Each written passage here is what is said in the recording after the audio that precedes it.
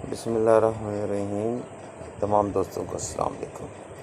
کچھ دل کی باتیں آپ سے کرنے کے لیے یہ ویڈیو بنائی ہے کہ الکلائمی کا شوق جو دوست رکھتے ہیں انہیں چاہیے کہ اپنے دل میں نرمی، اخلاق بہتر کریں اور لوگوں کی ہیلپ کریں۔ یہ علم مخفی علوم میں سے ہے۔ یہ عیاشی کے لیے یا اقتدار کے لیے یا تکبر کے لیے نہیں ہے۔ جب آپ کا اخلاق بہتر ہوگا تو اللہ تعالیٰ مالک آپ کو خود گائیڈ کرے گا، آپ کو عطا کرے گا۔ یہ علم عطا کا ہے، مالک کی عطا کا ہے۔ کچھ لوگ کچھ نسخے جان جاتے ہیں اور وہ پھر سمجھتے ہیں کہ بھائی جی یہ ہمارے خاندانی ہے، کسی کو نہیں دینا، تو وہ بھی ان کی غلط سوچ ہے، کیونکہ علم دنیا میں حاصل کیا، دنیا میں دے کے جانا ضروری ہے۔ اور آپ کوئی ٹھیکیدار نہیں ہے کہ یہ علم آپ جی قبضے میں رکھیں اور آپ نہ پھیلائیں، جی حقدار کو دیں۔ ایک ہی ٹیچر ہوتا ہے، ایک ہی سلیبس ہوتا ہے، 100 بچے ہوتے ہیں، ایک فرسٹ آتا ہے اور ایک فیل ہو جاتا ہے۔ اب فیل آنے والا بچہ یہ کہے کہ ٹیچر کی غلطی ہے یا سلیبس کی غلطی ہے، کہے گا ضرور، لیکن غلطی تو اس بچے کی ہے۔ اسی طریقے سے نسخے اور علم اپنی جگہ پہ سچ ہوتا ہے، بنانے والے کی غلطی ہوتی ہے اور وہ ساری غلطی مسلط کر دیتا ہے اور نسخہ سن کے کہتا ہے میں نے بنایا جی، غلط ہو گئی۔ آپ کون سے اتھینٹک ہیں اس معاملے میں؟ آپ کا کوئی نام ہے، آپ کا کوئی پہچان ہے؟ آپ جو یہ نسخوں کو ریجیکٹ کرتے ہیں ان لوگوں کی ہسٹری دیکھیں۔ کوئی 4 محلے کے بندے بھی آپ کو مکمل نہیں جانتے ہوں گے، لیکن جن لوگوں کے نام ہیں وہ آپ سے پہلے بھی چل رہے ہیں اور قیامت تک چلتے رہیں گے۔ جابر بن حیان، گلابر، نیوٹن، آئنسٹائن، ابو ریحان البیرونی، ان لوگوں نے محنتیں کی ہیں بھائی جی۔ ہاں، اگر ایسی شخصیت کوئی کہے کہ ہاں جی یہ معاملہ صحیح نہیں ہے تو پھر تو مانا جا سکتا ہے، نہیں کوئی ایک عام بندہ اٹھ کے تو اپنا تجربہ کر کے کہہ دے نہیں جی یہ صحیح نہیں ہے، تو یہ پاسبل نہیں ہے۔ اس کی ریزن یہ ہے کہ زیادہ تر لوگ وہ ہیں جو 5ویں 10ویں میں ناکام ہو گئے، جو عام علم حاصل نہیں کر پائے، انجینئرنگ نہیں کر پائے، ڈاکٹری نہیں کر پائے۔ وہ سوچتے ہیں کہ اس مخفی علم کو وہ حاصل بھی کر لیں گے، وہ کر بھی لیں گے، اور وہ جو کہتے ہیں وہ اتھینٹک ہے کہ یہ نہیں ہوتا، یہ ہوتا ہے۔ ایسا نہیں ہوتا۔ اس کے لیے قدرتی سکل اور مالک کا آپ کے اوپر مہربانی ہونا ضروری ہے۔ اور دوست یہ یاد رکھیں، ایک بابا جی نے تو مجھے یہاں تک کہا تھا کہ اگر کوئی شخص کامیاب ہو جاتا ہے اور وہ اخلاقیات کا اچھا نہیں یا عیاشی میں سے استعمال کرتا ہے تو اس کو اس قسم کی بیماریاں یا پریشانیاں چمٹ جائیں گی جو پیسے سے بھی حل نہیں ہوگی۔ لہٰذا اگر یہ علم حاصل کرنا ہے تو انسانیت کا درد دل میں پیدا کریں، اور جب بھی کامیاب ہوں لوگوں کی ہیلپ کریں، نہ کہ انہیں اس پیسے سے نقصان پہنچائے۔ یعنی کہنے کا مقصد ہے اپنے دل کی پھوٹک پہلے دور کریں، دل کو ملائم شیشے کی طرح کریں، انسان کو جگہ دیں تو پھر ہی بھگوان کو جگہ ملے گی نا جی۔ آگے چلتے ہیں۔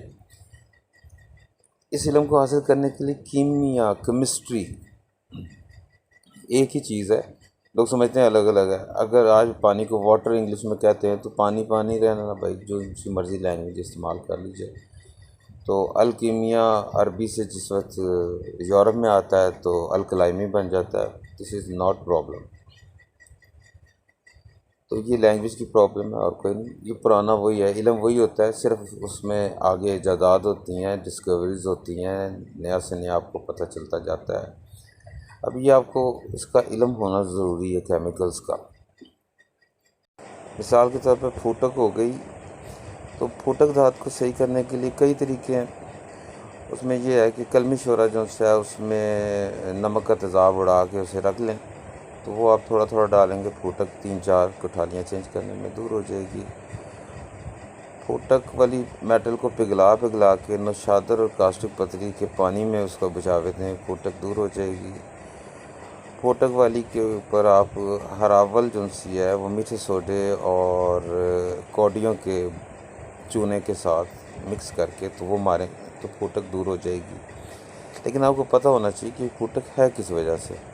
مثال کے طور پر کسی میٹل میں پھوٹک آ گئی، آپ کو پتہ ہے کہ اس کا جز تانبا ہے جو آپ نے بنایا، تو اس میں تانبا کچا رہ گیا جس کی وجہ سے پھوٹک ہے، اس کو اگر آپ پانی میں تھوڑا سا نائٹرک ایسڈ ڈال کے اس میں ابالے دیں گے، پانی گندا ہوگا، پھر ڈالیں نیا، تو ایک ٹائم پہ پانی صاف ہو جائے گا تو اس کی پھوٹک بھی دور ہو جائے گی۔ تو یہ آپ کو پتہ ہونا چاہیے کہ پھوٹک کس چیز کی وجہ سے پیدا ہوئی ہے۔ اصل میں یہ میں نے اس لیے بھی بیان کیا، کچھ لوگ جو ان سے ہیں وہ صاف نسخوں کا انکار کر دیتے ہیں، کچھ لوگ ایسے بھی ہیں جنہوں نے کئی جگہ پہ نسخوں کا انکار کیا اور بعد میں مجھے فون کر کے کہا کہ یہ آپ کیا کر رہے ہیں، لوگوں کو کیوں بتا رہے ہیں، یہ جی خاص علم ہے نہیں بتانا۔ میں نے ان کی بڑی کلاس لی لیکن وہ صحیح نہیں ہوتی۔ ویسے بھی زیادہ تر نسخوں کی بات نہیں ہوتی، نقطوں کی بات ہوتی ہے۔ مثال کے طور پہ آپ نے کوئی دوائی تیار کی اور آپ نے بھٹی میں تانبا پگھلا کے مار دیا، آپ نے یہ دیکھا ہی نہیں کہ دوائی کا ٹمپریچر تانبے کا ٹمپریچر کے برابر تھا ہی نہیں، تو وہ دوائی بھٹی میں جاتے کے ساتھ تانبے کے اندر گھسنے سے پہلے جل جاتی ہے۔